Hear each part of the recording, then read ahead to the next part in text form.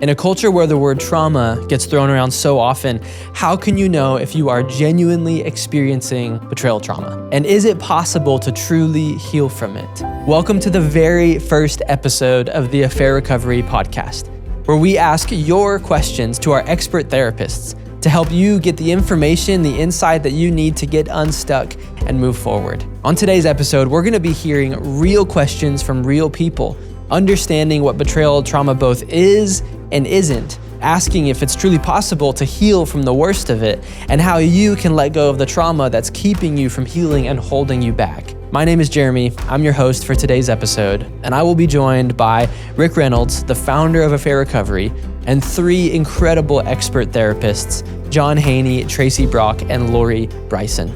Be sure to like and subscribe, and even leave your questions in the comments below, maybe on what you would want to hear in future episodes.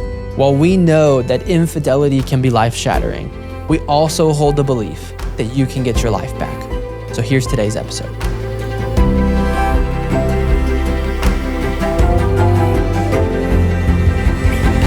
I wanted to start off by going around since our very first episode. Would each of you just introduce yourselves a little bit and why you find yourself sitting at this table today? John, let's start with you. Sure, thanks. I'm John, and I'm a living instance of the mess becoming the message. I didn't intend to be doing this for a living, but I started out as on the receiving end of betrayal trauma, and it kind of uprooted my entire existence. And I was fully planning on being a college professor for the rest of my life, just going into academia, and just felt a call in a different direction, having come through this and desiring to want to help people who were also struggling with infidelity. And so I had the blessing and the fortune to jump on with Rick right when he was about to start the live version of the EMS weekend. So Rick and I have been working together for almost a quarter of a century now. That's wild. Lori, what about you? Yeah, I am sitting around this table because in this work, I think like all of us listening and being here, you never expect infidelity to blow up your life. And even with my childhood, I would have told you I'd have been the last person that would have had an affair. And so that crisis, as we believe here, and I know in my own life, it was the crisis that ultimately led me to just not only find some immense personal growth, but just incredible healing in my relationship. And, even being here today, if you would have told me that the thing I was most shameful about would be something I'd be able to talk about, a decade later, I wouldn't have believed you. So it's just kind of maybe a testament of living hope, and just kind of one beggar here trying to show another beggar kind of where to find some bread. Well, I'm really glad to be here. When infidelity blew my life up over 35 years ago, there wasn't an affair recovery program for me. And so it was a really long, hard journey. And I really didn't think I would ever heal. I never thought I would see the light at the end of the tunnel. I really felt like my life was over.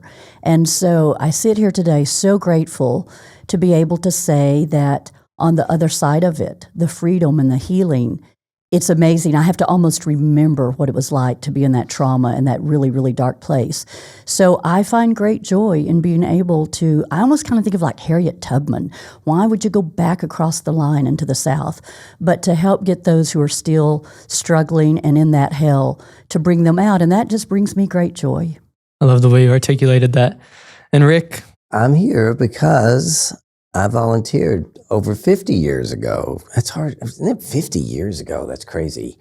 And I think the lessons, just the hope that Stephanie and I found in healing and how we were able to heal really motivated me to want to be able to help other couples, because I know that it can be done, but I also know it's important what is done. And thankfully, I've had amazing people join me on this journey, and I'm really grateful. Well, sitting in this seat as a participant, past participant in the Affair Recovery programs, I just want to say thank you to all of you for what you do, and as being somebody who has benefited from the work that y'all do in a lot of different roundabout ways. I'm just grateful. And that's the people who are listening today as well. And we're actually going to be sharing real questions from these people. And if y'all are ready, we're going to jump right in. We're talking about betrayal trauma today, which is a really critical concept for healing. And I'm just going to play this question so we can hear what this person had to say. A year ago, I discovered I have breast cancer. 7 months ago, I discovered that my husband was having a 7-year affair. It has been the worst year of my life. I wonder if I can recover with a betrayal this deep at a time that's such a traumatic time in my life. Is it possible to recover? He is full of remorse. He apologizes. He feels my pain. He knows he has truly broken me. I want to know if it's possible to recover. Thank you. Well, if I could jump in, I first want to just validate what a heavy question that is. And I think that's somewhat appropriate to lead us all off on this podcast, is such a heavy question like that. And because I know a lot of the men and women listening out there are feeling a real sense of darkness and a real sense of despair with all of this. I know I sure was when I was going through it. I just kind of felt a whole dark night of the soul going on with me. And to your question of if there's hope, I would say absolutely. I think I can speak for everybody sitting here, not only that we've kind of lived that hope, but if we didn't see it professionally, if we didn't see people coming through this, we couldn't do this. I mean, it would just be too painful. If this is where we stayed stuck, or the best we could do is just to kind of find a way to hobble forward. But it's still hard. I mean, sometimes it can really feel like you really are kind of living the life of Job, where just one curveball after another comes at you, and it can knock you down, and it can be really hard to get back up. But one of the things I remember when I was going through, one of the unexpected surprises of all of this was, we talk about how alone betrayal trauma can feel and how isolated people can get with this. But one of the things I realized was there's this whole kind of like hidden community of people going through this. And I didn't know how to access that then, and there wasn't much like this back then. But one of the surprises in my own life was the number of people, loving people, that came into my world because of this, not in spite of this.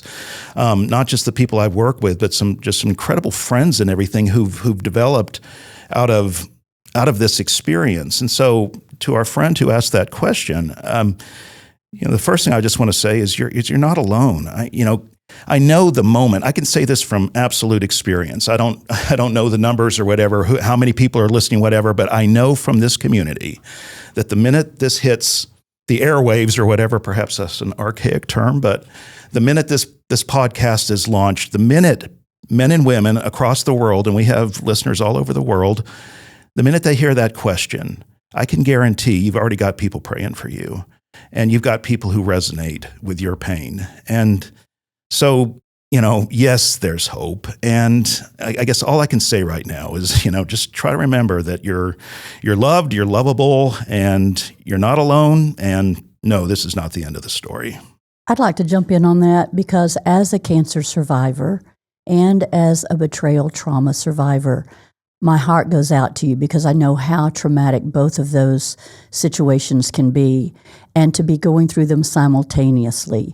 I can see why you would even have the question of, is there any hope? And it may not look like it, but I would just encourage you, just like John said, you're going to need support. And some of that support is not going to be exactly where it might have come from before, because these two situations can complicate the recovery and healing of each of them. But the other thing I would say, along with just really knowing you are not alone and finding the support you need, and that's what we're all about at Affair Recovery. The other thing I would say is keep in mind this is a season. It's a very dark chapter in your book. And I remember thinking the chapter would never end, and it will. You keep taking one step, you keep walking towards the light, you let your people help you. And I believe that you will be able to look back on this chapter. It will change the book, and you have some choice about exactly how the rest of your book or story will look. But I absolutely believe that you can heal and that there is hope for you. Yeah, and on that book analogy, it's sometimes the darkest chapters in the middle that create the greatest endings. Absolutely. You can clearly hear in her voice just the brokenness of the question. Oh, And yeah. so you would listen to this question and think that person sounds traumatized. Can y'all break down what betrayal trauma even is and what it isn't? Because we're in a culture where the word trauma is thrown around like the word love. I love my wife and I love Chick-fil-A. Like those, the trauma is thrown around like that. So can y'all break down what betrayal trauma is? Betrayal trauma is very different than single incident trauma. So single incident trauma, it's like if I'm being chased in the woods by a bear, the net consequence is going to be fear if I survive, right? Next time I go into the woods, that's a problem. Developmental trauma is when a child is being abused or is being traumatized. But the problem with a child is they can't kill the parent. They need that life giver. So the net consequence of developmental trauma is actually shame. They blame themselves for what's happening in their life. They take responsibility when they shouldn't. And betrayal trauma is very similar to the developmental trauma. You're in a relationship with another person, and that person is part of your life. So it's easy to begin to even blame yourself and to take responsibility. And the net consequence oftentimes is still shame. And so it's much more complex. That's why we call it complex PTSD. Not just PTSD, it's not single incident. And because it's a rupture of our attachment system, the damage done to our identity, the damage done psychologically is much deeper than just being chased by a bear in the woods. So it is profound. One of the things we say is that it creates a pain like no other. Why does betrayal trauma hurt so bad and have these kind of effects? I think one of the ways that we can look at trauma is just based on what we've learned about how the brain is organized. And I like this broad definition of trauma, that it's anything that's too much for our emotional capacity at the time, and we feel alone. It's the aloneness factor that comes in. And so we were hardwired for relationship, for survival and safety, and especially to a few key people. Your spouse is your number one attachment in life, gives you identity, definition. Your story is intertwined. And so when you have this horrible blow from that person, and then they are not there, so you feel very, very alone, that creates a different type of trauma. It's way more than, like Rick was saying, if you have the trauma of a bear in the woods or a car wreck or something. And so you are very much alone. And the brain processes, we know now, the brain processes trauma differently. We won't get into all of that right now, but neurobiology shows us how it creates something, it's almost like a neural pathway that becomes very automatic, that's very hard to understand, see, recover from. But the good news is it can heal. The brain is malleable, and we can heal from that. So it helps to look at it a little bit from that angle too. Yeah, I think kind of boiling down some of the psychological talk, it's just there's a personal aspect to it. Like betrayal trauma is sometimes considered a form of like complex PTSD. And what makes complex PTSD complex is that personal aspect of it. And I think for people going through, like Tracy's saying, it's like for someone, who's suffered their insult, their injury, their trauma, the source of that trauma was the person in most cases who is the closest to them in their life. And so it's like a sucker punch for the ages, and you're reeling from that. And so, and then it leaves you in a position where you're looking for comfort and guidance from the very person who delivered that sucker punch. And it's a lot to try to deal with. Yeah. You just said sometimes the word trauma, we do tend to overuse it. And maybe there's some listeners out there that, are really in the darkness, but they don't like that word, kind of saying, do I have to accept now this diagnosis in addition to what, my mate did?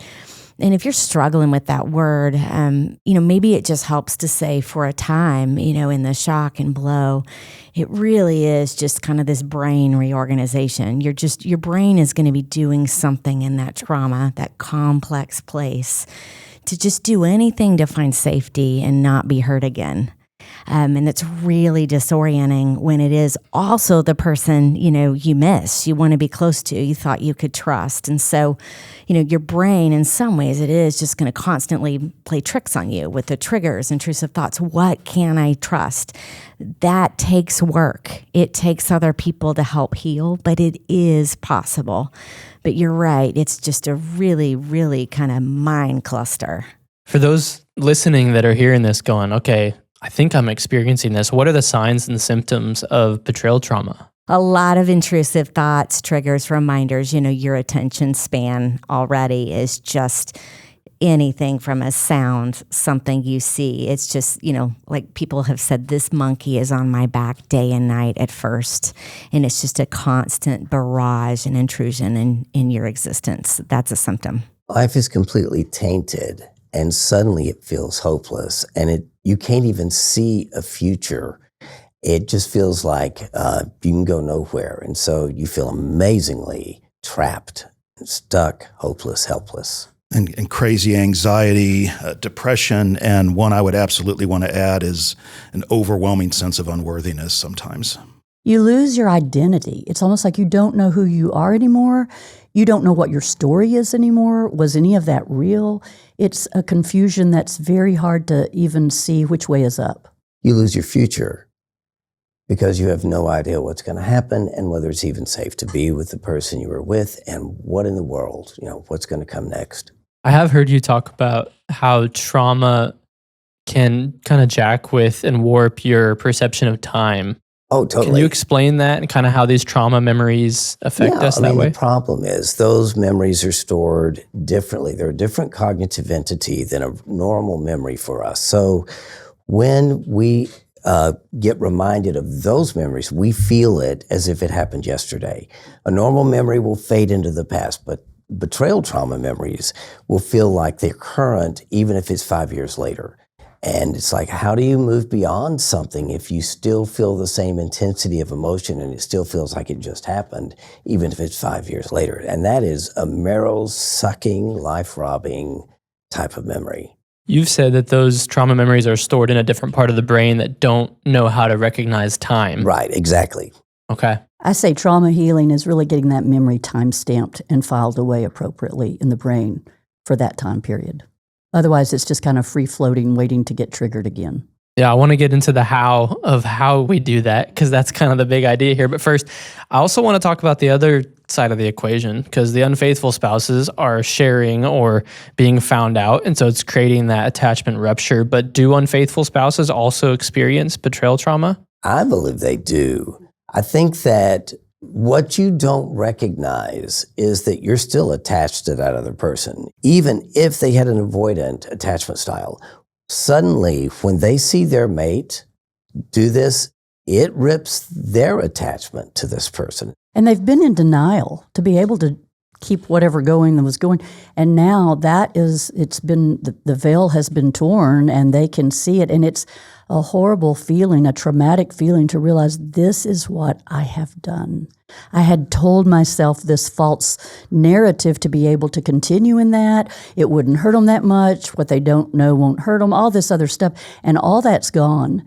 And it can be traumatic for them too. Oh, absolutely. And I think especially as they're coming out of that fog and all the, the narcotic aspects that allowed them to kind of keep doing what they were doing, as they're coming, where those things, the consequences of their actions are really coming home to roost. I mean, sometimes part of what makes it so traumatic on that side is just the incredible guilt and remorse, the weight of that somebody can be carrying, because it can be absolutely debilitating. Yeah, and I recognize, we might tick off a lot of people by saying that, well, they had a choice, the unfaithful, or they don't have the right to even feel traumatized. So I don't know that I would call it betrayal trauma, but they definitely can be experiencing, just the shockwave, the trauma, just coming out of the shame. And I would agree. I don't think it's betrayal trauma. Yeah. We'll just clarify that for everyone out there that might be getting their blood rising with that. But just, both of you are facing something, regardless of what you're going to do with your relationship, that's really disorienting and difficult.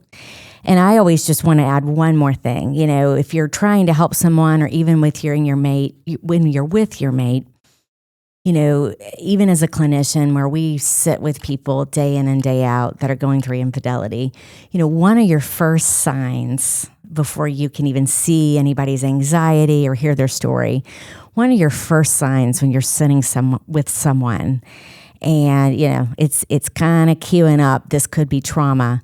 If you listen to them within a few sentences, they are going to vacillate from the future to the present to 5 years ago to 10 years ago, all in one paragraph. Like, again, trauma can't tell time. And so you're going to listen to their narrative and you're going to kind of go, wait a minute, was that a week ago? Or no, that was 12 years ago. But it all blends together because in your mind, there's no sense of reality, timestamp, like Tracy said.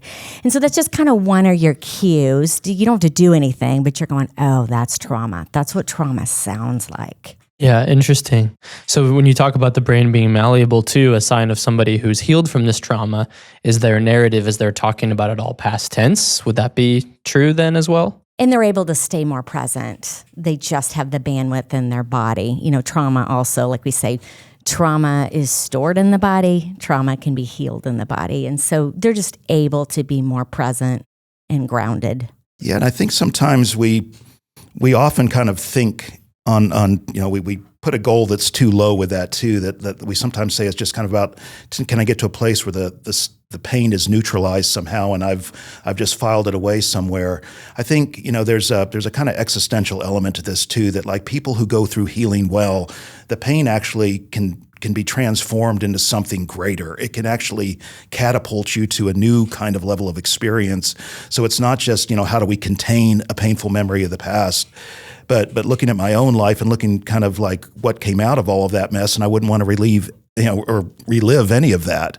It was awful when I was going through it, but I'm grateful for where it helped me to go with that. So, but I think a lot of the people, even a lot of our workers at AR and things like that, sometimes looking back on their pain, it was such a personal pain, but when they look back on it, they're almost like looking at somebody else's story, because it's like that overwhelming sense of just drowning in it all the time can transform into something entirely different. You might have just answered this next question with that, but why is this so important for people to understand? Can I read a quote? Of course. Because this is from Jennifer Garvey Berger's journal, and I just love the way she talked about this. She just said, I will not be who I was. I will not return to normal. I will not move on and forget about this time. If I could do all of those things, wouldn't it be sort of tragic? Because boy, has there been a lot of pain and misery on this path. But just as there are on paths of all of us who face changes they don't choose, wouldn't it be a shame if that path of pain was just a loop, a track that dumped me back at the beginning of the journey, disrupted, and pretending that I had never left home as I waited for all of these scars to fade? I really believe each one of us will be better than before. This isn't a believing everything happens for the best sort of way, but a deep belief in the human spirit to take this path of loss and metabolize them into development and compassion and love. Thank you, Rick. That's just what I'm talking about right there. I say, I would never want to go through this again, and I wouldn't wish it on my worst enemy, but I wouldn't let you come and erase this out of my story, because it totally changed my life. I wouldn't be sitting here without it. And I will forever be grateful not for what happened, not for the trauma, but for how it was transformed, recycled, changed me. It got me working on me in a way I don't think I ever would have. I got a lot of good help and a lot of deep healing, that I'm a different person, and I like me a lot better now. Yeah, at the EMS weekend and some in the Harboring Hope course, which I do with my wife, Leslie, sometimes use kind of the metaphor that like going through this pain was the worst nightmare of my life, but that nightmare was the thing that woke me up, and I've been awake ever since. But had this not happened, there would have been things I never would have had the courage to look at in myself. It's almost having been forced, in a sense, to look at some of these things that I did. And now I'm profoundly grateful that I had to. I'm not profoundly grateful for, the way the pain went down, and you never have to be in that place. But grateful for what either, if you want to see it from a spiritual perspective, what God did with that pain, or what you were able to choose to do with that pain. And I want to tell the men and women out there, you have a whole lot more agency with this than maybe it feels like right now. As I look back, I'm saying one more thing about it. I'm with Tracy on this one. This is the thing that saved my life. When I really contemplate where I would have been had this not happened, and where our marriage wouldn't be now. In fact, I'm not even sure. I know we wouldn't even be married now. It's horrible. So I'm thinking back to the woman who just, we listened to that comment, and she's in that dark night of the soul, and my heart breaks for her, and at the same time, all we're saying is, hang on. Because I think it was people who had gone through it that I could see on the other side. That's what gave me the hope. And I knew that we could have something more. And that's the thing I would love people to get from this podcast is they're able to see that, yes, this is bad, but it's just, the beginning. You never know the end of the story by the beginning. And so just hold on. It's funny sitting around a table with y'all. It's like, this is a table who all have this in their story. It's like misfits and outcasts in a way. And at the same time, it makes me think of this quote as I hear all of you talk and the wisdom and insight and love coming from you. Brandon Manning says, those who have gazed deep into the darkness of their imperfect existence are those who are truly filled with the light. And it feels like betrayal trauma creates that opportunity to gaze deep into the darkness of your imperfect existence. I want to circle back to the question you had, though, about why is it important that they understand some of these things that we're sharing about trauma? And we didn't even go into nightmares, flashbacks, your immune system goes down, all kinds of physical complications, mental complications. You really think you're crazy and losing your mind.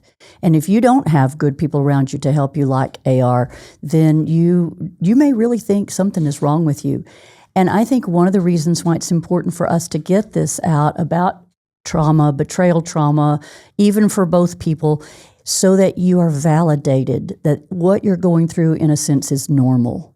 And I think our listeners need to hear that there is a certain amount of the journey or the steps you have to kind of go through, and you aren't crazy in the process. Yeah, because if you feel crazy and you're trying to convince yourself that you're not crazy, or other people are saying you're crazy, that can get so confusing. Yeah, and you can lose some relationships. I know some people, I was no fun to be around. Let me put it that way. It was on my mind 24/7. I was a dark cloud wherever I went. And I did have some people distance from me, and I can understand that now.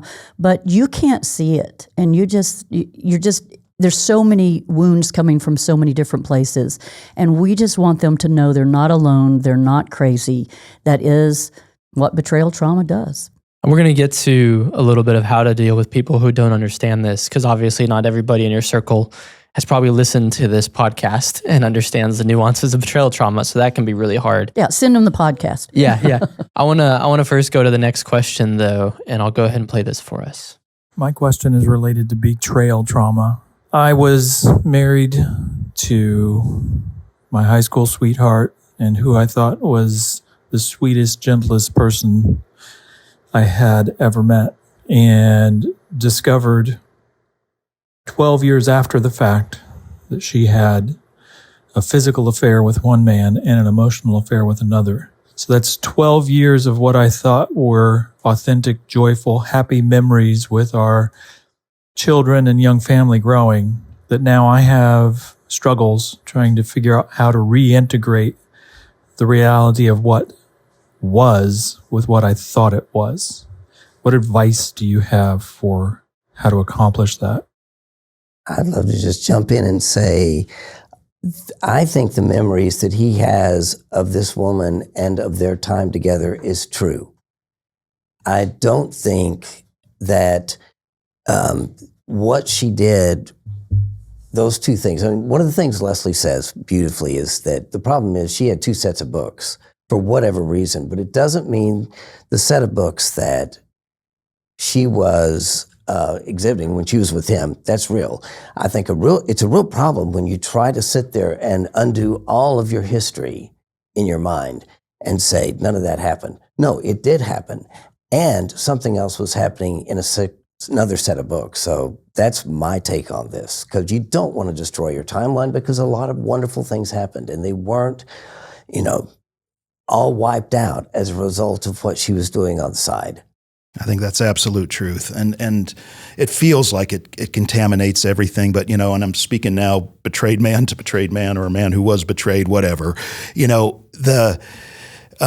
one of the remarkable things this work has taught me is that, some of the greatest people I've ever met have been betrayed in their relationships, but some of the greatest people I've ever met have been unfaithful in their relationships. And I think that that sense of your wife, that kind of ideal of her, of being a really sweet and kind person can feel just completely upended right now. But I believe, hopefully as you're connecting to her remorse and that she's doing her work, because it feels so personal to us. But, we're fond of saying that most of the time we're in essence doing time for somebody else's crime, that infidelity tends to start long before they even met us, right? So old attachment patterns from childhood, daddy wounds, these, unresolved trauma, all these kinds of things can play heavily into later acting out. And it feels so incredibly invasive and rejecting to us. But just trying to suggest that she really can be a kind, sweet-hearted woman and still have done this. I like to say this to you, and your question's a good one. It's a really common place after you discover, something you didn't know of, was any of it real? That is very much just evidence of the trauma of betrayal. It's a really common question. And, as you continue to do the work, hopefully your wife's doing the work with day in, just notice how your questions will change. And, for me, one of the things I hear that maybe you haven't thought about is, wow, because of her shame, and gosh, do I know that, whatever her shame was doing to tell her to keep hiding, lying, keep this life separate, you didn't know about that. But there were parts of her, she did show up. And the fact that, almost you could see the kindness, you could see some good in her. You loved even the half of her. Man, if she can do her work, I can't wait for the day that you could get to know all of her and, see all of the parts of her without the shame. And it sounds like, I'm so happy to hear sometimes that it's wow, you showed up in really authentic ways. And I'm sorry for her shame. She wasn't able to until now. You said a really important word there, Laurie, parts. Just like we all have parts. You know a lot about your wife, but there were parts of her you didn't know. And it's the same for your marriage. Don't throw the whole baby out with the bathwater, so to speak. There are parts that were very authentic and real, but there was a hidden part you didn't know about. And I think the work is trying to figure out what was real and what wasn't. That's where it takes some time and a lot of work and can be quite confusing to your mind. And to make it even more confusing, sometimes on the betrayed side of the journey, it gives us an opportunity to examine our own lives and see what was real in our lives, and not related to the marriage, but where my ego was holding dominance, or where I was projecting myself a certain way, but that wasn't really reflective of who I really am. And we can start getting some of the ego out of the way and actually, I think done well, healing on both sides of this equation is really the elevation of the true self. And to this person, I think, one of the things Stephanie did, just because she's my hero on this one, I remember her saying very clearly to me, here's the deal. I thought I knew you, but I recognize I only knew maybe 50 to 60% of who you really are. And I don't know the other 40% or the other 50%. And the fact is, I'm curious. Who are you really? And it was her leading with curiosity, being willing to know the rest of me, that really allowed me to slowly bring that out. Because she did make it safe enough for me to do that. But I used to think that I needed to cut off that broken piece of me. I needed to kill it. But in reality, what I learned is I had to learn how to integrate and accept myself and show up fully for Stephanie. Because it wasn't that it was all bad. It's just that I needed to be real and authentic. And she also allowed that to happen. And that is something I'll be forever grateful for. I've heard you reference, because I can kind of picture a conversation between this couple going, but it was 12 years ago. That's not who I am anymore. But it's important conceptually with betrayal trauma to understand what's happening in the betrayed spouse. Can y'all speak to that right there? Stop doing that. Just kidding. Well, I mean, the fact is, it's today for the person that found out something 12 years ago. It ain't no 12 years ago. It's today. There's a quote by Richard Rohr we throw around some that says, pain that's not transformed is transmitted. And so just time alone won't affect the change. That if the person's not really looking at what happened, if they're not doing the deep dive, doing the work, not only are they, not fully healed or healed at all in many cases, but they're capable of repeating the pattern and so forth. So, just like get over it and all that's something we don't generally like to hear around here because, we have to see that we both actually done some kind of action with the pain.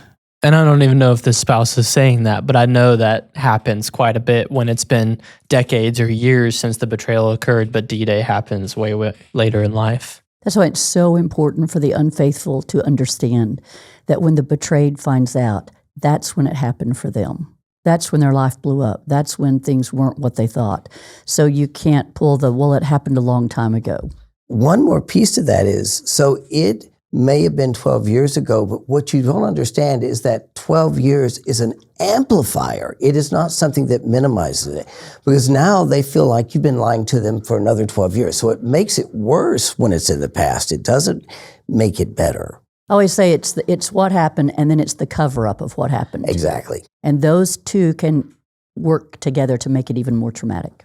I want to move forward onto our next question here. Another person wrote in. This one's a little bit longer, but there's a lot of context to it. Let me play it for you. My husband and I have been together for almost 2 decades. We have 2 beautiful children together. I thought we had a pretty happy life, at least on paper. We're about 4 months into affair recovery after I discovered his about 18-month affair with his coworker while they were on business trips. And it's been absolutely gut-wrenching. He's been doing all the right things. I know he loves me, but we're just kind of stuck in a loop. Of course, there's been some trickle truths. Things were kind of worse than I thought initially. And now I actually have some irreversible vision loss that, I had some eye issues before, obviously, this all came to light, but the stress from the affair has caused an eye disease to accelerate further. So now I'm having a really hard time dealing with the fact that there's been this emotional damage and now actual physical damage. And I feel so hurt and damaged by all this, and it feels so unfair. So I'm just wondering if there's anything else that the two of us can do or that he can do for me. We want to save the marriage, but it's just feeling impossible at this point. I'll jump in and say, thank you for your question. And what just stands out to me is we're wanting to magnify, even how physical betrayal trauma can be in your body and your nervous system. And so, you mentioned, this vision loss that was already happening. And then now, again, we pile this on with the stress of infidelity and all of the work that comes with it to your nervous system. If any one of us here went in for a major surgery, how would they send us home? They would tell us to rest. They would tell us, to get our nutrition. They would tell us all of these things physically to take care of ourselves. They probably wouldn't say, oh, go home and have sleepless nights, nightmares, intrusive thoughts, stop eating and deal with the aftermath of an affair. So the one thing I would just encourage right now is, even in the being stuck of if your husband can help and if you can, just paying so much attention to what your body is physically telling you of the stress, of how to tend to that. And your husband really recognizing that, because your health, gosh, it's the vessel that's going to get you there. And so I'm so sorry that's happening, and paying attention and him really seeing the pain and the stress and starting to understand it with kindness. I think a lot of unfaithful spouses unknowingly, and I'm in this camp too, completely underestimate the time it takes and the symptoms of betrayal trauma. So I would encourage that husband to become an expert in betrayal trauma and what it looks like, so he can aid and not, somehow think, oh, this is going to be something that goes away tomorrow. I just see a gross underestimation of, you should feel better by now, almost. One of the things that really excites me is when I'm working with somebody dealing with betrayal trauma where they have been so physiologically damaged by what's happened through this, when they actually were able to heal the trauma, when they do the trauma work, when those symptoms, I had somebody last month, I mean, she'd had serious case of psoriasis. She'd had a serious case of psoriasis for like 5 years since the betrayal trauma. And the week after we worked on her trauma, it just left. And she was going, oh my gosh, my psoriasis is gone. And I can just tell you the body does get impacted by this in a profound way. But there are things you can do, and it's just seeking your own health and doing the work so you can heal that and let your body begin to relax. I heard two things in that, which my heart goes out to you because that sounds really tough. It is. If I heard right, it was 4 months. And you said, what more can we do? Because you're doing the work. And I think all of us are sitting here going, 4 months, you're just starting.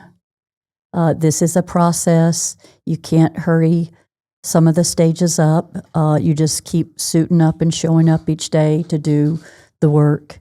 But it didn't happen overnight. As we have already said, betrayal trauma is huge. So it's not going to be over in 4 months, 6 months. It's a journey.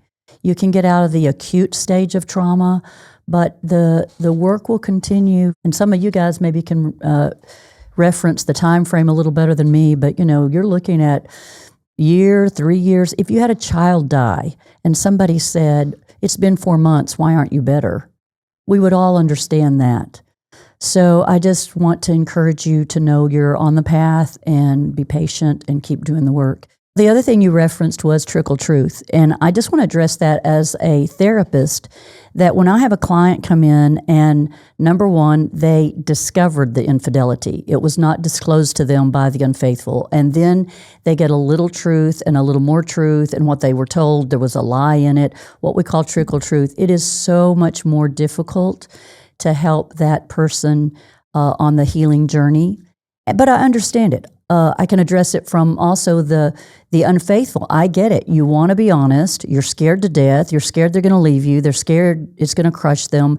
So you think you'll just tell them enough to satisfy and that'll be good. But it will continue to come out. And then it just re-traumatizes. So now we have injury upon injury. And it so affects the ability to trust. Even if you have come totally clean and now you are walking faithfully, how does that person know to trust that when you told them you were telling the whole truth before and you weren't? So I just really encourage people on the front end to be very honest. And it's how much do you need to know? How much do you not need to know? That's where I think I would really encourage you to get expert help with the therapist and with what Affair Recovery puts out. My friends here have said most of what I would have said on all of that, but yeah, to amplify Tracy's point, I think just, first of all, I want to say that it sounds great that it sounds like he's doing a lot of good work, and I'm encouraged by that, and I hope that that's bearing some fruit.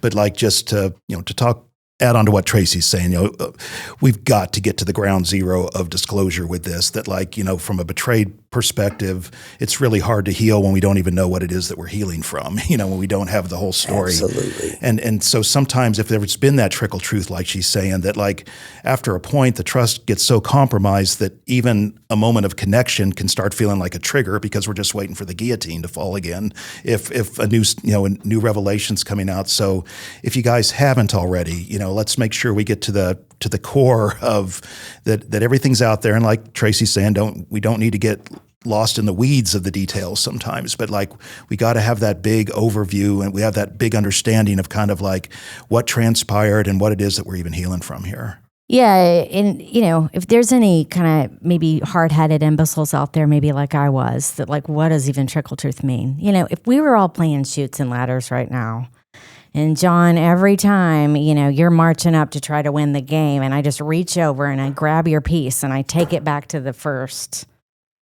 and I'm ahead, I can't imagine how long it's going to be till you're just going to get this game and just throw it up in the air and walk out of the room.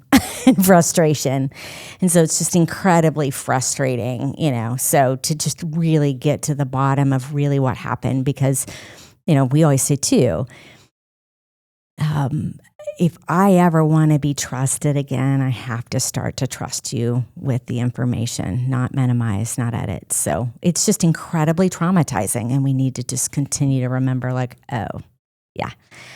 I need to give them a choice with all of the information, not the parts I choose to edit out to make me look better. I could not have predicted that there would be a chutes and ladders analogy on the podcast today. Only with Laurie. Yeah. I'm just glad somebody remembers chutes and ladders. Yeah. Hey, I remember that. But it's so true for my wife and I in our journey. That's exactly what happened. It was D-Day number 1, and then about 4.5, 5 months later, D-Day number 2. And it felt like all the conversations and the appointments and everything that we had done in those 4.5 months were null and void. Like, we just restarted the process. And so it was helpful to have all the information, but it would have been nice to have the information much earlier on too. And I want to add one more thing to that. And this is almost counter. I mean, I agree totally. Trickle truth is the worst thing you can possibly do. On the other hand, I will say, at times when someone finally heals enough to be able to come out and share more, and disclosure should have been done differently. To the betrayed spouse, it feels like we're going the wrong direction. From my perspective as a therapist, I am so glad somebody has finally grown up enough that they can be authentic and honest. And so the problem is there are two things happening simultaneously that are just, at one hand, there may be healing. At another hand, somebody just set us back and stole the peace. And now that we've got the chutes and ladder, and set us back completely. So, but if somebody will handle that disclosure in the first place and do it the right way, if they'll get help, you can avoid that. So I want to read the next question for us. This person did not send in an audio file, so I'm just going to read it here. This person said, "Some people just don't get it. They figure that forgiveness takes care of trauma. They can see that I am crushed and heartbroken. They even want to soften the sin of adultery because they like the person. How can I make them understand how shredded my heart is now that the person I deeply loved has cheated on me multiple times with multiple women throughout our marriage?" Yeah, it's a particular soapbox issue for me because it seems like everybody's a freaking expert on everybody else's infidelity. It's like, everyone knows what you need to do, and they've never, I say sometimes I've walked through this journey, but I don't presume to tell people what they need to do because it's such an individual kind of journey. But I just think it's, they may and often do mean very well. But I think that's part of the confusion with this, because you'll get some well-meaning friends who will say, you don't deserve that girl, kick his butt to the curb. You'll get others who say, no, you made a vow before God. You stand up and you fight for this at all costs, and it can be maddening. And the first piece of advice I always give is don't take any advice, because if there's wise counsel, if there's people who might have some good insight on your situation, great. But man, people are so wanting to tell you what to do with this. I just want to say that forgiveness is about transition, not about betrayal trauma. Betrayal trauma, you can forgive somebody and still be completely traumatized, or you can deal with your betrayal trauma and still struggle with forgiveness. So those two are not joined in the least. Your question was, how can I make them see that my heart is shredded? You can't. Unfortunately, for the most part, unless somebody has been through it, they won't get it. They will say things to make them feel better about it.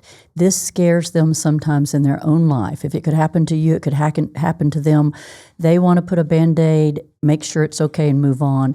And unfortunately, walking through betrayal trauma can be very, very lonely. That's why I think we keep bringing up that, finding the right people, the right group, the support is so important. I think any time any of us go through suffering, we definitely know what we need. And sadly, it is accepting that reality and agreeing that a lot of people don't get it. They don't understand. They don't know what to do with your pain. But accepting that, kind of letting go. And then, just I think if anything, what we're trying to remind you of, there are some out there, not as many as you want, or, have maybe seen. There are, but you've kind of got to go find those other people that can be safe. Yeah, I remember for us personally, we had certain relationships in our life that we had felt like that's going to be a big bummer if they're not the ones that are going to understand what we're going through. But what lessened the frustration in that was finding people who did. And so you kind of make peace with these ones that they're just not going to get it. That's fine, by finding the ones who do get it and they're really supportive. And that was instrumental for us. Last question here. For someone who is clearly experiencing betrayal trauma, what do they do with all of this? And I want to bring it back to a question that someone said, we're kind of stuck in a loop. Chances are the people listening are stuck in a loop. You've referenced trauma therapy, you've referenced resources. What do they do with all this? Unfortunately, they're going to have to do something. I mean, our hope is you're going to have to choose to do something even if you didn't want to.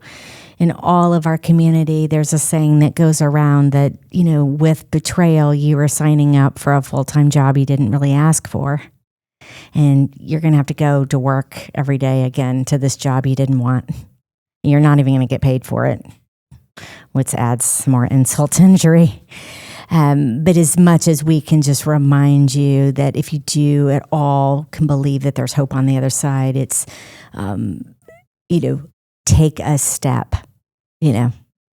Our boot camp, affair analyzer, joining our community, even listening right now shows that you want to take a step to some different direction of the place, you find yourself in and you're going to be in for a while. I would add to that, I think attending an EMS weekend that Affair Recovery does is very vital for most couples to get unstuck. And finding a therapist who is betrayal trauma informed and trained. I shudder at some of the things I said and did early on in my career before I understood this really, even though I had gone through it. And so I just can't say how important it is that you find good help. But like Laurie said, the boot camp, get online. There's tons of videos. Maybe you've already done that. Have you gone to an EMS weekend? What type of therapist? I can't tell you how many people come to me and they say, we have been through this many therapists, and I hear some of the things that they've said. And I'm not trying to judge other therapists, but you really need to be specifically trained in this. I would say, too, that one of our core beliefs is healed individuals are vital guides. And I think when you can find people, and that's what saved Steph and I, who had been through this and actually not only survived but thrived, who had a life and a marriage that we envied. That's the type of person you want to kind of learn from. What did they do that worked? And that's one of the things, or one of the reasons actually, Affair Recovery was set up so that you could find people like that who could walk with you and not only support you, but also be a guide to help you get through it. Yeah, there's some incredible people, incredible resources out there now, and sometimes I think movement is just the key. That, like, I've always loved the Winston Churchill quote that when you find yourself in hell, keep walking. We may not see the exit yet, we may, but just some kind of movement, and where we're not just treading water in it, or not just kind of like refusing to get out of bed and doing nothing, which is really easy to do when you're in the middle of betrayal trauma. But just some kind of action, some kind of engagement. And sometimes it's like, addressing the trauma in microbursts and kind of finding ways to just start engaging it. And slowly but surely we start getting some momentum. And one day we actually get to see the light at the end of the tunnel. And I think it's important that we mention that betrayal trauma and getting stuck in a cycle is an overlay on what was already there in every marriage. Every marriage has their interaction cycle. We bring our stuff in, we say the marriage problems start the first 18 years of your life, many times before you ever met each other. And so I think sometimes getting unstuck also involves really going deeper, not trying to lay off responsibility or ownership or anything like that. But affairs don't happen in a vacuum. We're not trying to ever blame the betrayed spouse, but looking at the cycle in that marriage, that may have already been stuck to some degree anyway. Now we've got betrayal on top of it and we're stuck. And so we sometimes are just looking at the betrayal, and we need to look at the overall picture of where are things stuck? What are the barriers? What are we not seeing? Sometimes taking a little bit larger view can help. I know we've got tons of resources in our recovery library. I mean, you can go to fairrecovery.com, sign up for the boot camp. It's a great free first step to take. Are there any other books or resources that y'all would point to if somebody is really trying to understand what's happening here? That's a big question because we could probably come up with a... Yeah, I want to go back and say one more thing. One of the things we just discovered in our efficacy study, where we had over 20,000 people have gone through our courses, they had seen 2.3 therapists before they found something that worked. And that sounds horrible to me. I go, holy smoke, I can't believe they had to go to 2.3 therapists. At the same time, what was cool about those people is they kept looking, they didn't stop. And that's what I love, is that when you're in hell, keep walking, because they kept searching till they found something that worked. Well, thank you guys so much for obviously being here for episode 1. And for those who are listening today, not coming from a faith background, we're just so grateful you took time to listen. And we really hope that it was helpful for you. And for those that do come from a faith background, we wanted to end this episode just by inviting you into a time of prayer with us. And so, Rick, would you mind praying just to close us out? So, Father in heaven, Lord, just bring healing and fresh life to those who've been devastated. I said in your name, Jesus, amen. I know that our expert therapist talked about a lot of different pieces of betrayal trauma. And if you are feeling just the weight of that and the pain of that, I just want you to know that you're not alone. You are a part of a community of people who have both been there or are there and are attempting to heal and recover themselves as well. I just want to encourage you. Find stabilization by subscribing to our First Steps 7-day bootcamp. There's a link in the description, and all it does is it gives you content for 7 days that can help you find your footing, understand what's going on in a deeper way, and figure out what taking a step and moving forward towards healing could look like for you. In the next episode, we're going to be talking all about how to save the marriage, and if you can know that your marriage is salvageable in the first place. Thanks so much for listening to our very first episode of the podcast, To Healing.